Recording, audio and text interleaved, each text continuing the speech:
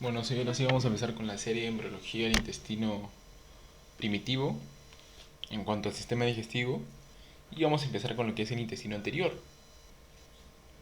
¿Ok? Primero que todo, debemos saber y reconocer las partes del intestino primitivo. ¿Ok? Para empezar, tenemos que saber que el intestino anterior se divide en dos partes, en un intestino faríngeo y un intestino anterior propiamente dicho, o el restante del intestino anterior. Vamos a tener que el intestino faríngeo va a ir desde la membrana orofaringea hasta la yema pulmonar. Todo esto es el intestino faríngeo. Voy a hacer zoom mejor, se ve mejor. Esto es el intestino faríngeo, del membrana orofaringea hasta la yema pulmonar. Pero hay una segunda parte del intestino anterior que va desde la parte más caudal de la yema pulmonar hasta la yema hepática. En conjunto, todo esto forma lo que es el intestino anterior. El intestino medio va desde la parte más caudal de la yema hepática hasta los 2/3 derechos y el tercio izquierdo del colon transverso, formando lo que es el intestino medio. El intestino posterior va a ir desde el tercio izquierdo del colon transverso hasta la membrana cloacal, hasta la cloaca, ¿no? Todo esto es el intestino posterior. Bueno, en cuanto al plegamiento y separación, sabemos que al inicio la membrana, bueno,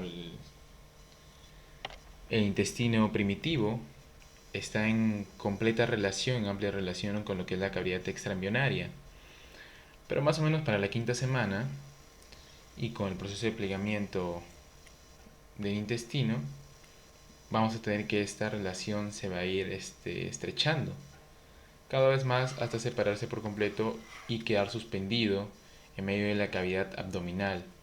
Gracias o por medio del mesenterio dorsal, el intestino queda suspendido en la cavidad abdominal, en lo que se va a encontrar aislado la región caudal del intestino anterior, todo el intestino medio y la mayoría del intestino posterior. Esta, este plegamiento, esta separación, ese suspenso del intestino en la cavidad abdominal es muy importante para mantener las relaciones anatómicas de todos los órganos abdominales. Bueno, el mesenterio es muy importante reconocerlo en sus partes, ¿no? Va a tener una región dorsal y una región ventral. En cuanto a su región dorsal, vamos a tener que el intestino medio compone, acá podemos ver todo, ¿no? Desde la región más caudal del esófago, todo el estómago, el duodeno, el ilion, el yeyuno, colon, cloaca. ¿Ok? Y la región o el mesenterio dorsal se le denomina como una lámina continua. ¿Por qué? Porque la lámina continua aquí, el mesenterio dorsal, va a dar lugar a el paso de vasos sanguíneos, vasos linfáticos y nervios. Aquí mismo también podemos ver las arterias que irrigan las diferentes partes del intestino primitivo. Tenemos a la arteria celíaca que va a irrigar lo que es el estómago o el intestino anterior, perdón, la arteria mesentérica superior que irriga todo lo que es intestino medio y la arteria mesentérica inferior que irriga todo lo que es intestino posterior. Igualmente el mesenterio se va a dividir según la región en la que se encuentre y los órganos con los que se relacione. Se va a adoptar otros nombres como es el mesogastrio dorsal para la región que está con el estómago, el mesoduodeno para la región que está con el duodeno, el mesocolon y inclusive pues conforme vaya creciendo también hay zonas como el mesoapéndice, el mesorrecto. Ahora, bueno, tenemos que el mesenterio va a formar lo que es el ligamento falciforme y el omento menor. El ligamento falciforme va a dar lugar, bueno, en su región libre, va a dar lugar a lo que es la vena umbilical izquierda. Esta vena umbilical izquierda al momento del nacimiento o hasta llegar al nacimiento se oblitera para dar lugar a lo que es el ligamento redondo del hígado. En cuanto a la región libre del omen menor, también derivado del mesenterio, la región libre del omen menor va a dar lugar a lo que es la triada porta, ¿ok? El pedículo hepático. Esto va a componer a lo que es la vena porta, la arteria hepática y el colédoco. El aumento menor en su región libre se engrosa para dar lugar a estas tres estructuras importantes también. Bueno, en cuanto al intestino anterior, vamos a tener aquí que se forma o en la cuarta semana, que aparece el divertículo respiratorio, al mismo tiempo se van a ir formando las crestas traqueosofágicas que cuando se unen, se fusionan, forman el tabique traqueosofágico, que va a separar en una región ventral a la tráquea y en una región dorsal a la faringe, seguido del esófago, ¿no? Entonces, separa lo que es el sistema respiratorio y el sistema digestivo. Bueno, en cuanto al esófago, tenemos que a partir de lo que es el segundo mes, porque antes pues el esófago ocupa, podríamos decir, muy poco espacio en lo que es el intestino primitivo, no agarra tanta cancha hasta el segundo mes, en el que gracias al descenso del corazón y de los pulmones, el esófago pues va a alargarse, se va a elongar para permitir también que descienda lo que es el estómago. Acá. El esófago se alarga y el estómago desciende desde la cavidad torácica hasta la cavidad abdominal por debajo del diafragma. Si este descenso no llega a ocurrir, ya sea porque el esófago no pudo descender tampoco, estaríamos hablando de lo que podía provocarse, lo que es una hernia diafragmática cuando el estómago no desciende. Mencionar también acá que el músculo del esófago va a derivar de lo que es el mesénquima visceral y va a estar compuesto de músculo esquelético en sus 2/3 superiores, y estos van a estar inervados por el nervio vago, y de músculo liso en su tercio inferior inervado por el plexo esplácnico. Bueno, el estómago va a sufrir rotación en dos ejes, en dos sentidos. En un eje longitudinal va a sufrir una rotación de 90 grados, en el que la pared izquierda del estómago va a ocupar la pared anterior y la pared derecha va a ocupar la pared posterior. Por eso que la inervación de la pared anterior del estómago está llevada por el nervio izquierdo. ¿Okay? Entonces es una rotación en sentido horario. Y la pared posterior va a estar inervada por lo que es el nervio vago derecho. Esta misma rotación va a dar lugar a la curvatura menor y a la curvatura mayor del estómago. En cuanto a su eje anteroposterior, lo que va a ocurrir es una rotación en dos sentidos. En cuanto a su sentido esofágico, el estómago va a rotar hacia abajo y hacia la izquierda. Hacia abajo y hacia la izquierda. Y en cuanto a su región pelórica, va a rotar hacia arriba y hacia la derecha, quedando finalmente de esta forma. Bueno, en cuanto a sus consecuencias de lo que es la rotación, vamos a tener que se va a formar lo que es la bolsa mental. La bolsa mental va a ser la consecuencia de la rotación del estómago y va a derivar de lo que es el mesenterio dorsal o el mesogastrio dorsal. Una rotación a la izquierda y hacia adelante va a dar lo que es la bolsa mental, acá ubicada. Y también va a rotar lo que es el aumento menor hacia la derecha y hacia atrás.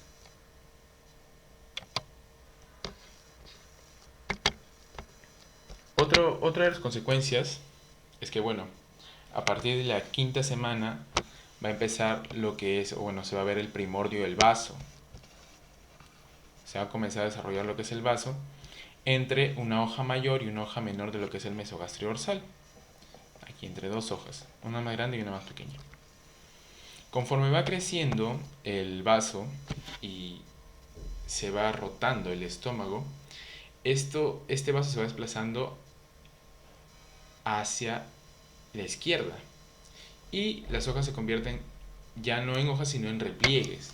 Vamos a tener lo que es el repliegue espleno-renal, el aquel que une el vaso con el mesenterio dorsal, y el repliegue gastroesplénico que conecta el vaso con el estómago.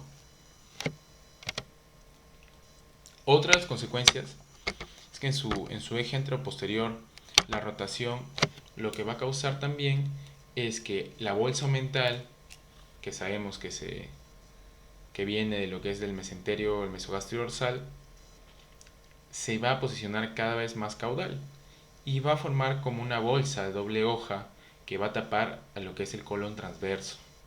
¿Ok? También tenemos que el duodeno va a rotar junto con la rotación del estómago y el movimiento y la rotación del páncreas, junto con el crecimiento rápido del páncreas, de la cabeza del páncreas. Entonces la cabeza del páncreas, junto con el estómago, se van a ir posicionando en la región derecha de la cavidad. Y el duodeno va a adoptar una forma de C, como podemos ver acá.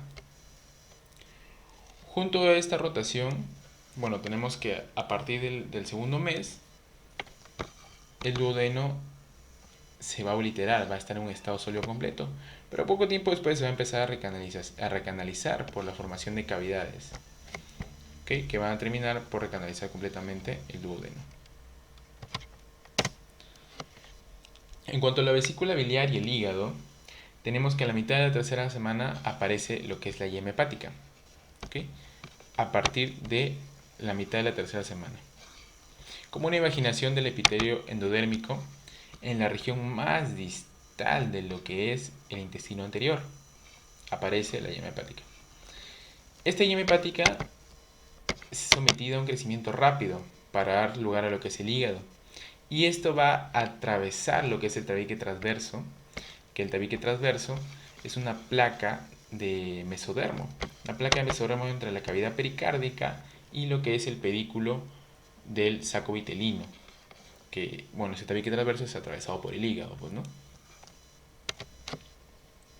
Asimismo, la conexión entre el duodeno y el divertículo, la yema hepática, va a dar lugar a lo que es la vesícula biliar, al colédoco, perdón, se va a obliterar para dar lugar a lo que es la vesícula biliar. El colédoco va a formar una invaginación ventral que sí que va a dar lugar a la vesícula biliar y al conducto cístico, que junto con el conducto hepático van a llegar al colédoco y el colédoco va a drenar en el duodeno.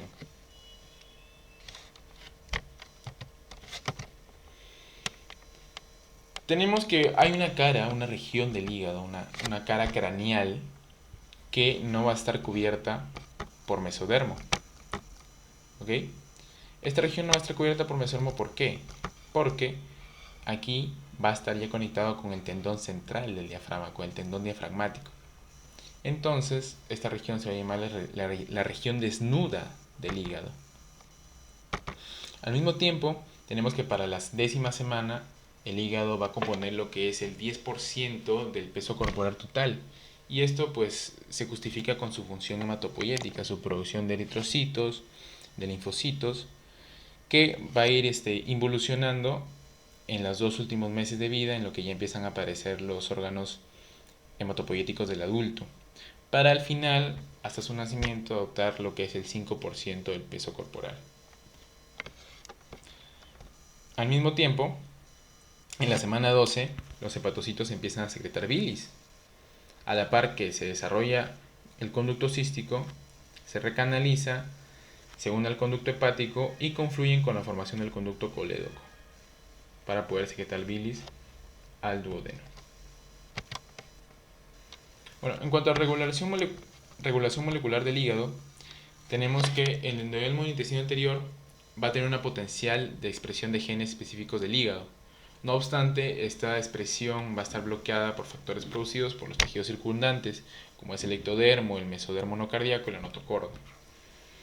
Pero hay un factor clave que inhibe estos factores bloqueadores, el factor de crecimiento de fibroblastos 2, que va a estar secretado por mesodermo cardíaco y por células endoteliales formadoras de vasos sanguíneos adyacentes al tubo intestinal en el sitio de vaginación de la yema hepática.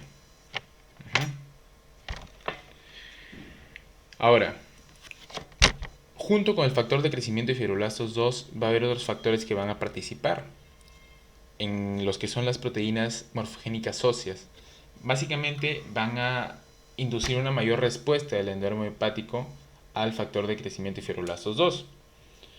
Junto con el factor de crecimiento de fibroblastos 2 y las proteínas morfogénicas óseas, el mesodermo cardíaco va a poder instruir el mesodermo intestinal para la expresión de genes específicos del hígado al bloquear a un factor que los inhibe, pues, ¿no?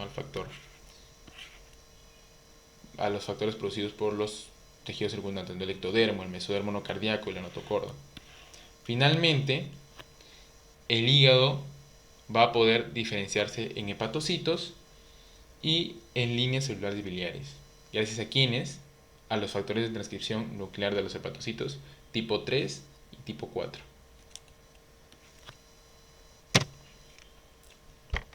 Bueno, en cuanto al hígado vesicular, el hígado y la vesícula biliar, tenemos que hay un cambio de posición del duodeno.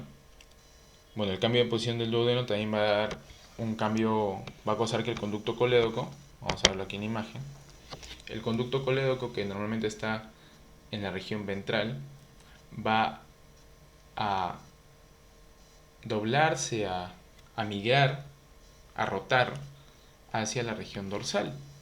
Junto con la yema ventral del páncreas, que vamos a ver más adelante, se va a ir ubicando hacia dorsal y queda de esta manera, totalmente rotado junto con la yema ventral del páncreas. Bueno, el páncreas va a estar formado por dos yemas.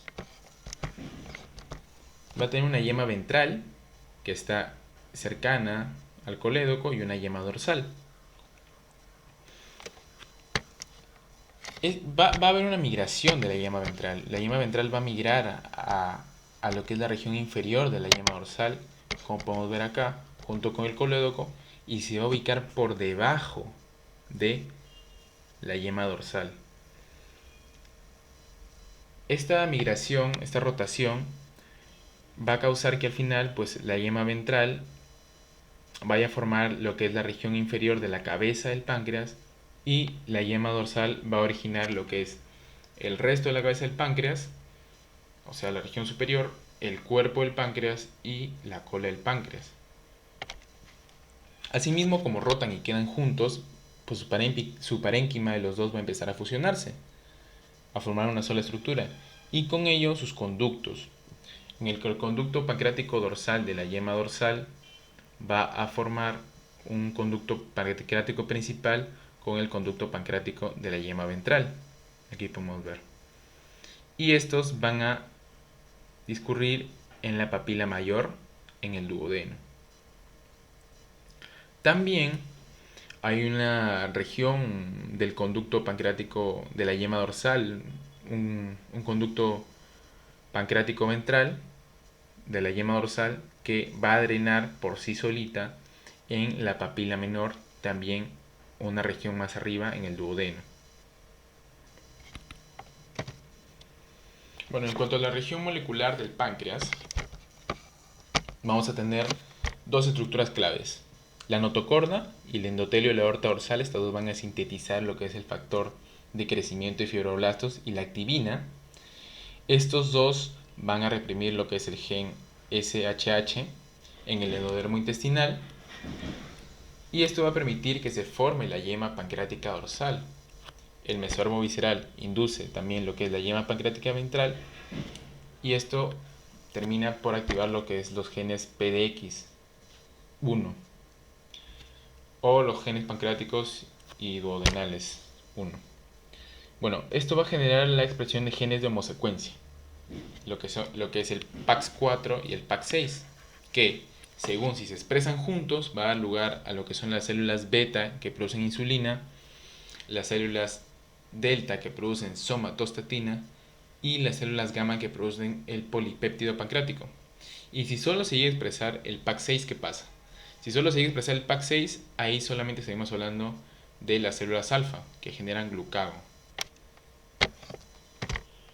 En cuanto a las anomalías del intestino anterior, ahí sí, empezando por el esófago, tenemos lo que es la atresia esofágica.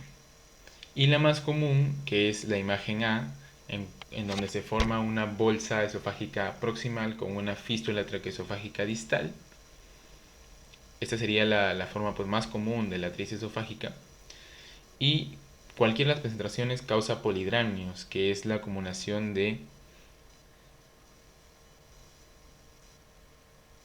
el líquido amniótico, la acumulación del líquido amniótico dentro, bueno, que no puede pasar pues a la cavidad intestinal. También se suele acompañarse de una estenosis esofágica producida por lo que es una recanalización incompleta o un compromiso del flujo sanguíneo zonal. En cuanto a las anomalías de la vesícula biliar, tenemos dos, en la que una es el colédoco obliterado, el colédoco cerrado, el cual impide el paso de la bilis normalmente hasta el duodeno, y la bilis acumulada va a causar una distensión del conducto hepático, una distensión del conducto cístico y la misma vesícula biliar.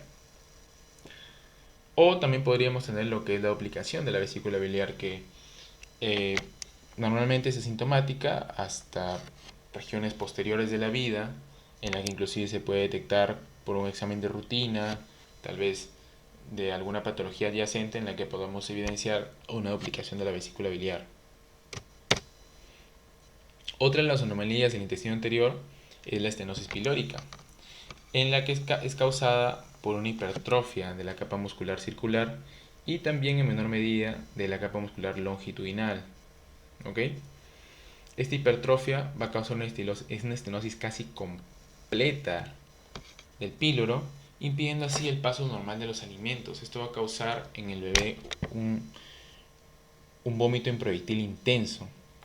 A veces también se puede acompañar de lo que es una atresia pilórica. Otra de las anomalías relacionadas con el páncreas es una mal rotación del páncreas. Normalmente el páncreas rota, como hemos dicho, hacia la derecha. El páncreas tiene dos lóbulos, lóbulo izquierdo y lóbulo derecho, el páncreas ventral. Normalmente los dos lóbulos rotan hacia la derecha y se posicionan por debajo del páncreas dorsal. En esta patología, el lóbulo izquierdo del páncreas rota en el otro sentido y genera que se forme un páncreas anular, lo que va a terminar estrangulando hacia el duodeno en ocasiones completamente y generaría esta forma, pues, ¿no? Con un páncreas anular y un duodeno estrangulado.